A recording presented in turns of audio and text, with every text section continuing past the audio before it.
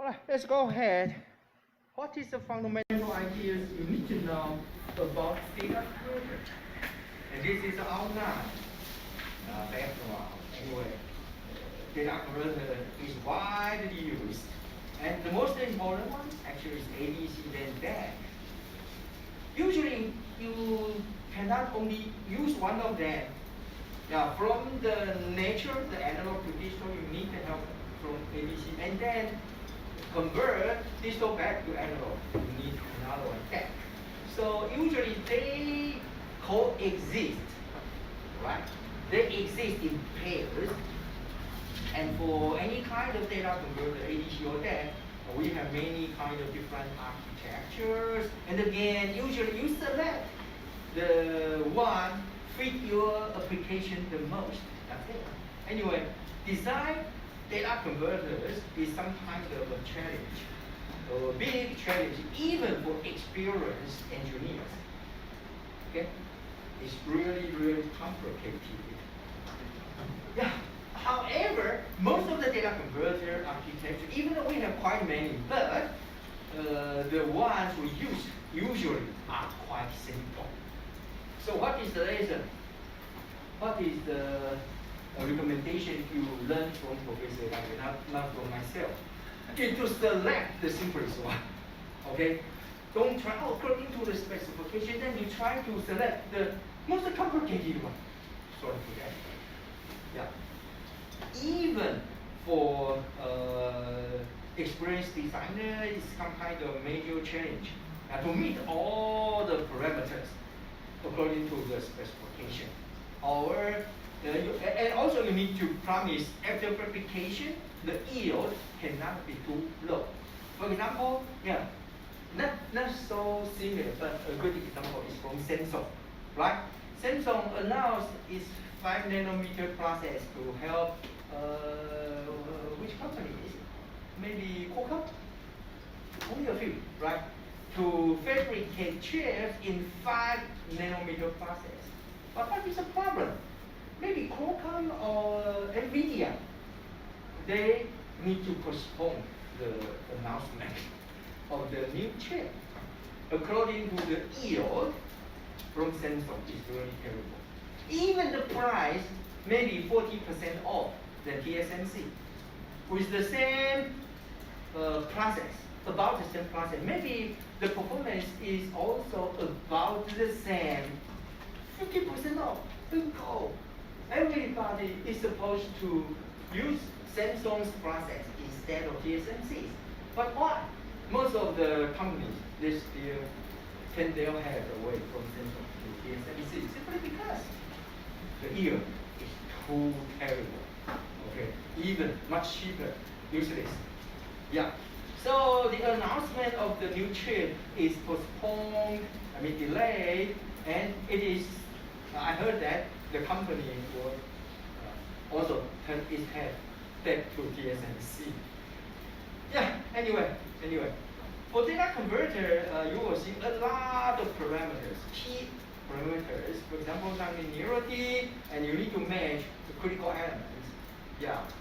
If you cannot match your critical elements, the linearity will be really, really bad. Okay. And also the frequency response, you need to pay attention to the parasitic layout, and even you make it, the test is quite tedious. 非常的琐碎，非常的复杂。Anyway, even to improve the resolution by only 1 bit is a major challenge to experienced designers. Never mention about you guys who are only new ones. Yeah, if your professor would like you to design from the very beginning as a new student or new designer, yeah, the effective number of bits more than 12 bits, then forget it. You had better run for your life. Later I will show you some very good coded examples. To achieve effective number of bits better than 12, it's usually some kind of mission impossible for most, maybe for more than 95 or even 99% of the designers. Never mind new or old, okay, senior or or junior. So for this one, and you say, oh, define some kind of 12 bits, 14 bits, it's okay. But if you are talking about effective ones, sorry for that, very few humankinds can pass such kind of threshold for ADC design. Okay? Yeah. So don't be silly. Oh, I realized something with enough 10. Then I would like to make it 11. So the design complexity, one more bit means 2 times harder. No, sorry for that. Much more than that. Okay? Yeah, anyway. Even you make it testing still very tedious job. And during simulation, ADC or that will take you much longer time than all the others. It's really terrible. How to make it? You need to make sure, even for many kind of small issues, right? Some kind of for the overall architecture, it has many kind of graphs, right? For each graph, you need to do your very best, and then you can make the overall components acceptable. Don't expect or very outstanding. Forget about that. Okay, it's too hard to achieve. Okay, that is some kind of AD converter. We have such kind of maybe some kind of symbol, circuit symbol. That is the input, analog input, and this is digital output, X out, Q out. Alright? And we need some kind of reference voltage, and for the output, it will become a bus instead of 1 bit. So n bit. In digital domain, you need a slash here to make the line become bus instead of a single line, okay? Then you can label how many bits here. Anyway, we have a lot of symbols. For example, if you need differential input, then you need such kind of usually 2 references. Okay, let's go. Oh, for detail, analog input, and we will have n bits for digital output. Alright. For sometimes this is not good enough, so we will have such kind of representation. The symbol. And then for the output, wow. We have LSB and MSB. Why? Because this is not the newest one. Okay, something like this. You will see. So it has the most impact on the output, right? And this has the least impact on the output. So we call it LSB, least significant bit, and all the way to MSB, most significant bit. That is the definition for LSB and MSB. Okay. Usually we evaluate the ADC by its static performance. What's that? Linearity or INL. Integral non-linearity. Sometimes you also sense how much DNL it has. However, usually we focus on INL only. Okay, and DNL for reference. To measure INL, please keep this in mind. That is static. So it means what? You can run your data converter at much slower speed or at a much low frequency input, right? To sense the INL. It is a static performance. However, for ENA, usually we taste it for some kind of dynamic condition. So usually we need to measure some kind of SNR, sorry, signal over noise or distortion. So we have SINET, SFDR, blah blah blah. Anyway, anyhow, all of them actually is for measuring ENA. That is a dynamic way. So you need to run your data converter at high susceptible frequency and with different input frequency from low to high, right? And this is the transfer curve or characteristic curve between the input and the output. And this is some kind of conversion, as you can see, some kind of staircase, right? JB joint. Yeah. And I told you already for the output, it has some kind of digital format. We take 3 bits for a good example. Yeah. But how much it really is, you have only code. If you ask me, 100 for what? Right? So for each code, it needs to have some kind of representative quantity. Okay? Otherwise, you cannot compare your input. For example, in volt, then compare this and the digital code. How much error you have? You don't have any kind of idea. So for each of the code, it has the so-called representative value. For each one, you have representative value. Then the representative value actually is in analog domain. Then you can compare your original signal to the representative value, and then you can see the difference. Don't compare analog directly to digital. It is ridiculous. Okay. So, representative or interpreted. Okay, so we have another symbol above it. Q. Yeah. So after that, after interpretation or representation, you will see that is the output, right? And this is your input. And definitely, there must be some error. And we call it quantization error, right? Hopefully, we can reduce it.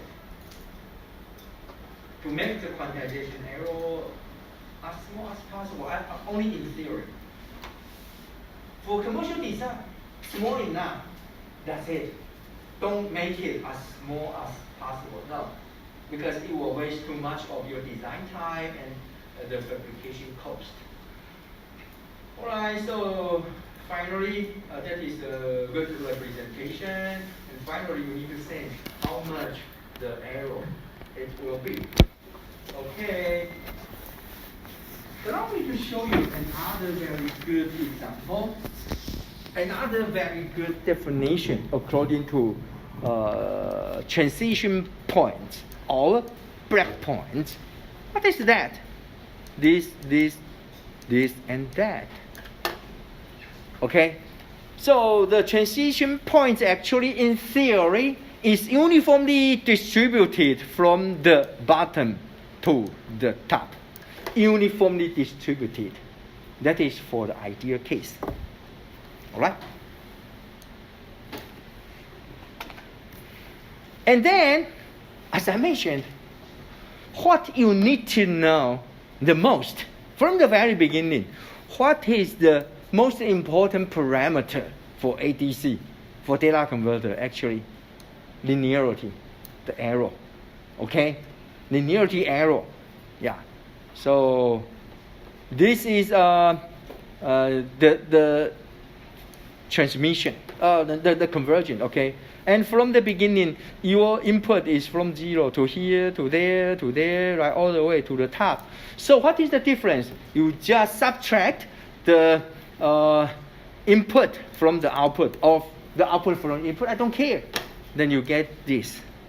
Got it? So what is the error? Actually, it is bounded by 1 LSB. Yeah, that's it. Because here, you get 0, right? And then above it, sorry for that, because your output is still the same. Until you reach the second breakpoint, right? So the zero, the error here is 0.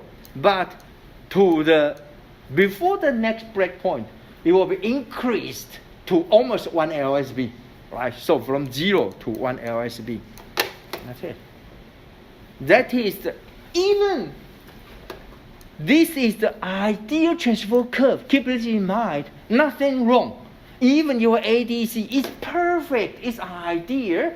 Sorry for that. You still have some error. And the magnitude of the ideal ADC error actually the most is 1 LSB. I think that is quite contradictory to your intuition or to your feeling. Usually, we would like to have 0 error for ideal circuit, right?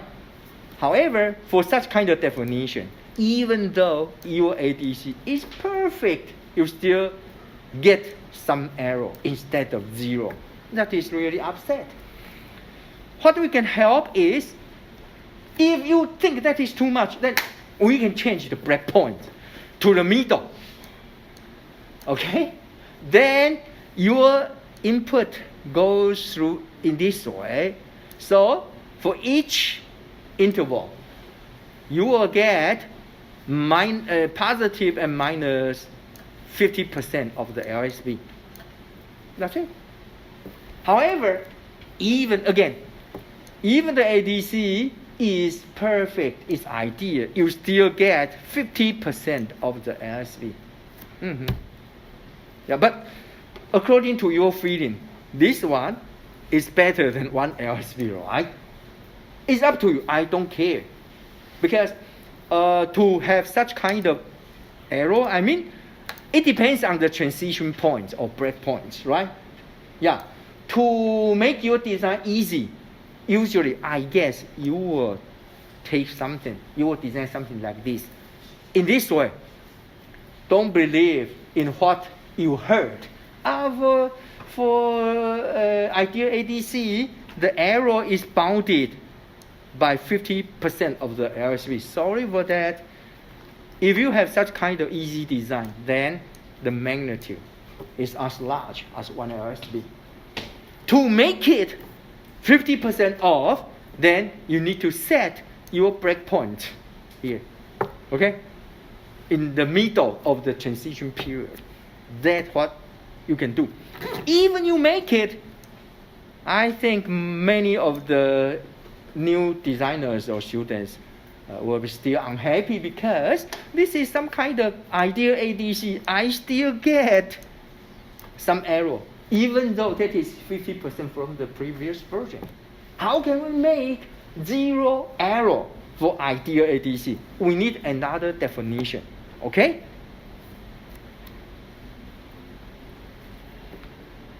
All right. In this way, how can you reduce the peak-to-peak,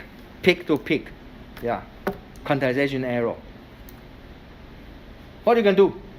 To increase the number of bits, to increase the number of quantization levels. That's it. Okay. For example, if you get 1 more bit, what does it mean? 1 more bit means between the bottom to the top, you have 2 times of quantization levels. So between each pair of original quantization level, you will have another one, right? So the LSB will be reduced by 50%. That's it. In theory, 1 more bit, 50% off for LSB. 2 more bits, 75%. Okay. Yeah, the error will be reduced from here to 1 more bit, to another bit, all the way. I think I don't care. That is the only way, in theory, to reduce such kind of peak-to-peak quantization error. Okay. Later, I will tell you how to make the error become 0 for ideal ADC. However, let's go further. Yeah. Right now, we stick to the so-called INL. That is the most important parameter for ADC. Okay, let's go for all the others. For ADC design or deck design, you have a lot of parameters to see how good your data converter is, right? Anyhow, for on-chip application, I promise you, only very few of them needs to be take a good care of. Don't try to handle all those parameters. You will make your ADC become some kind of mission impossible for design. All right? Maybe you will tell me, oh, I Google online to see the data converters designed by analog device, linear technology, or till now, the top one analog IC design company is TI. Actually, TI design not only analog chips, but also digital DSP. DSP, maybe TI is still the best. All right? However, only for analog chips, TI is still the best. Yeah, larger than analog device, linear technology, blah, blah, blah. All right? For their data converters, you will see a lot of parameters. Again, that is for general applications. But for on-chip design, we have only specific application, so don't do too much. Again, that is so-called over-design. Over-design is really bad, not only for your company, but also for you. If you always do over-design, then not years later, months later, you will be kicked out the office. Nobody would like the engineers to do over-design. That is too much. On campus, it's okay for paper publication, but for commercial companies, they would like to make money. Good enough means the best. All right. So allow me to show you. Oh, how many parameters?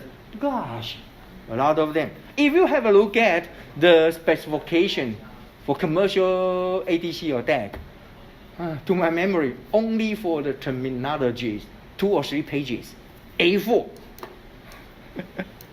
For each terminology, explanation, the second explanation, so how many? 20 or 30 or even more. Don't try to fit all the parameters for your on-chip data converter design. It doesn't make any sense. Too much. All right? So we only focus some of them, but right now, in this chapter, I would like to show you the background. Right? So I will explain almost everything. However, don't try to do any kind of over-design. So from the very beginning, we have the definition for resolution. Then what is LSV, what is offset and gain error, absolute accuracy, relative, the most angle, ENAB, okay, DNL, DAG, blah, blah, blah. Okay, yeah. What is resolution? From the very beginning, yeah. You can design data converter with any kind of resolution as you like. Usually, we say, the resolution is 8 bits, 10 bits, or even 20 bits, I don't care. Okay? It's up to your design. You can claim, 你可以宣告 how many bits. You just look at the output of your data converter. Then you can say, that is the resolution. You claim it. That's it. So, do we need to measure what is the resolution? No. Just look at the input bus. How many bits for your input bus or output bus? That's it. Okay, so you claim it. We don't care. You don't need to measure it. However, if you would like to say effective resolution, that is another story. Then you need to measure it. Got it? So for INL, for example, the definition is, you need to get the most for your INL, okay? And in theory, if nothing wrong, then it is positive, negative, 1/2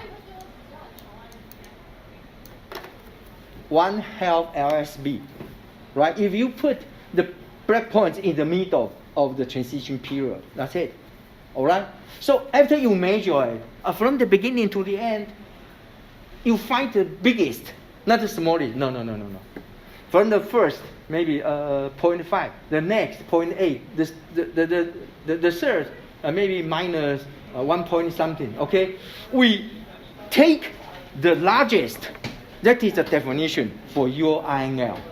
Then compare to this. If the most is 1/2, congratulations, every bit is effective. So if you claim that is n bit, then the effective one is still n bit. Got it? That is the key idea. However, nothing is perfect. I promise you, after measurement, the result is much larger than this.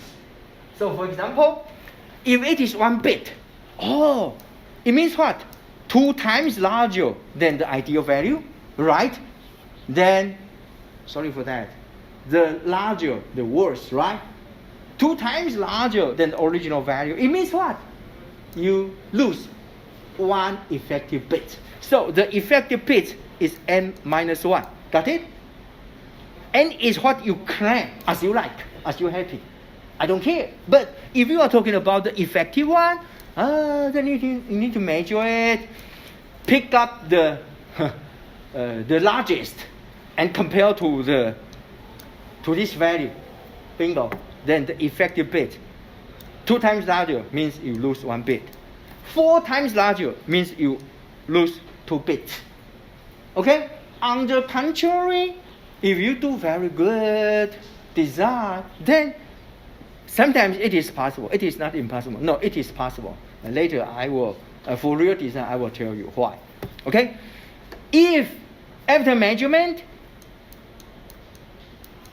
you get the error is reduced from here, 50% off. Congratulations. Then I will say your effective number of bits is n plus 1.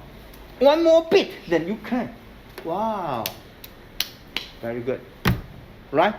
And then, 1/8. Then you got 2 more bits for effective number of bits. So in this definition, the effective number of bits can be smaller or even larger than what you claim. Got it?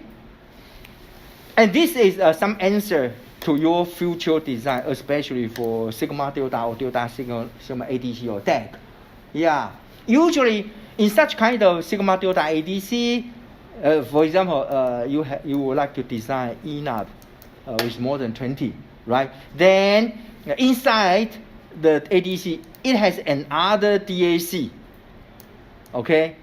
And for such kind of DAC, usually we design it from 1 to 3 bit.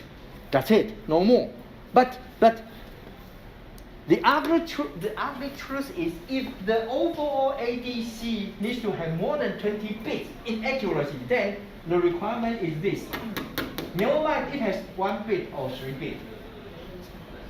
From the beginning, you need to promise me the accuracy for the DAC is more than that. Got it? It's more than that. Otherwise, you cannot make it. Never mind how hard you try. Got it? For your design, from the beginning, the DAC till now is only 1 to 3 bit, but you need to provide more than 20 bits in accuracy. How can you make it? The answer is what I told you. Okay? If you design 1 bit in accuracy, 1 bit means automatically the accuracy is infinite. Later I will explain in next chapter. Okay? Anyhow, even from the very beginning, you have 3-bit DAC, but the accuracy needs to be higher than 20.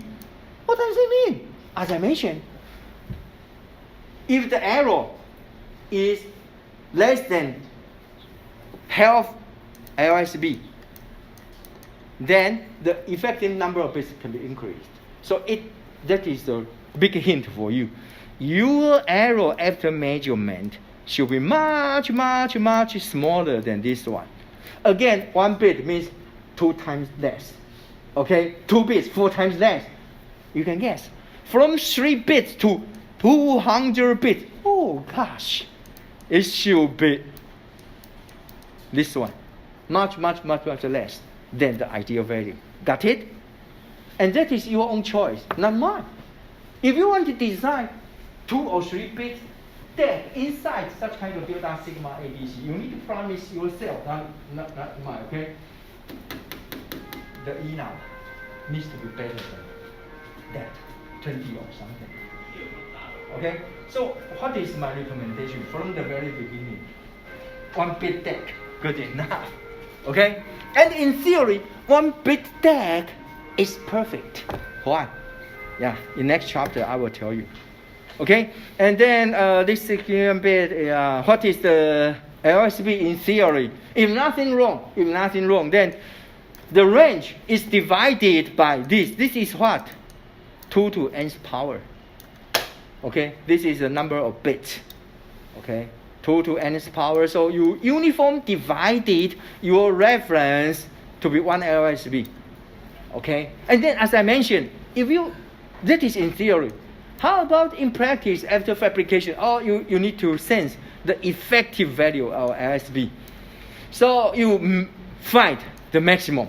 That is really upset.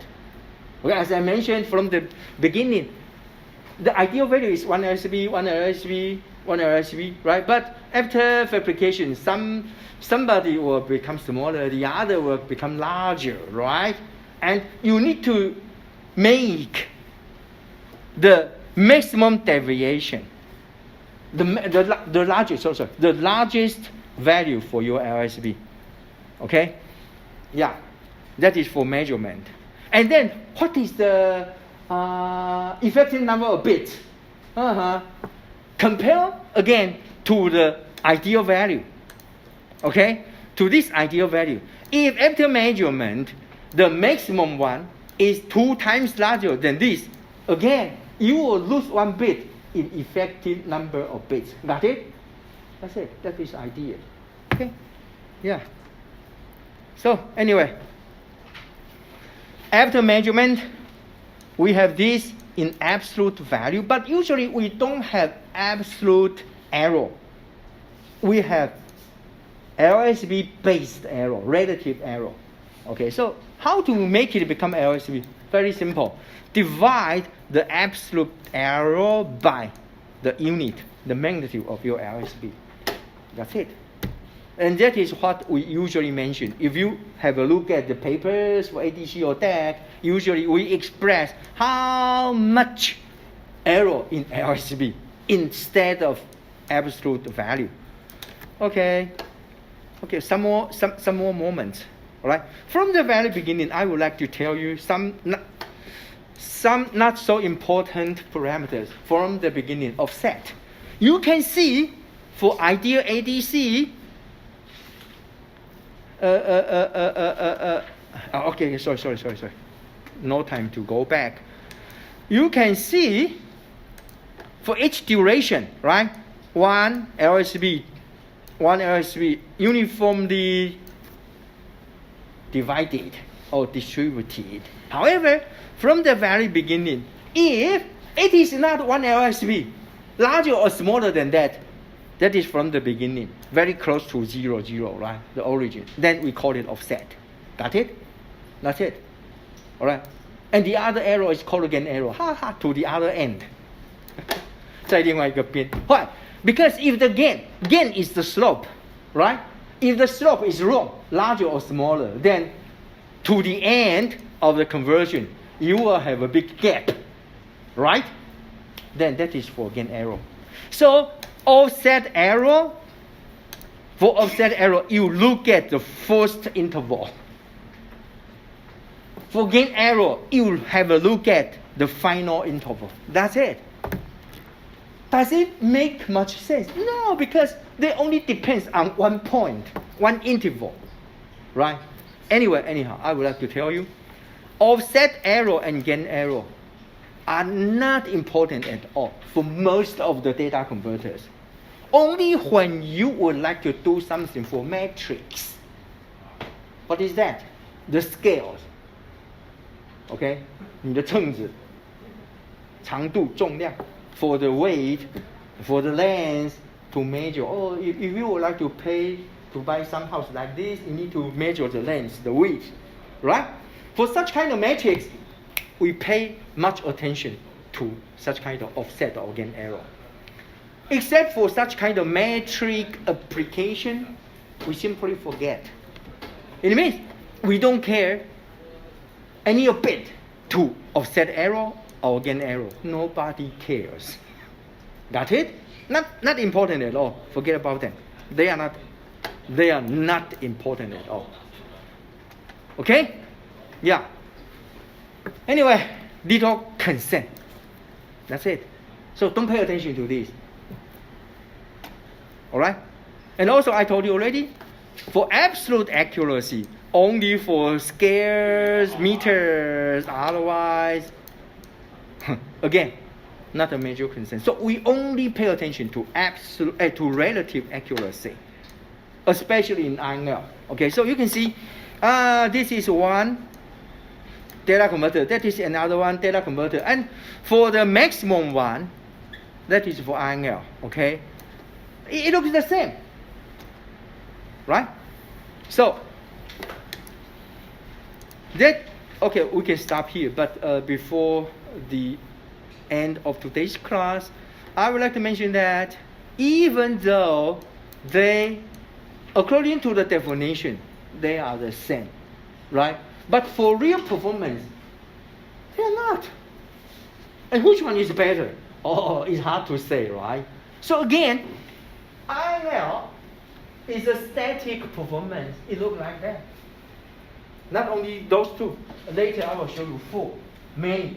Okay, they are the same for INL. However, so you can see, oh, for static performance, they are about the same. However, they are totally different for dynamic performance.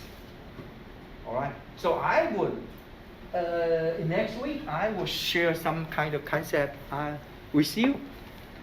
Even according to the definition, they are the same. It means the static performance is about the same for them. However, you need to consider the dynamic performance. And what is the most for dynamic performance? Again, enum. I promise you, their enums won't be the same. Okay? Yeah, let's wait and see what will happen. All right. Okay. Yeah, let's stop here.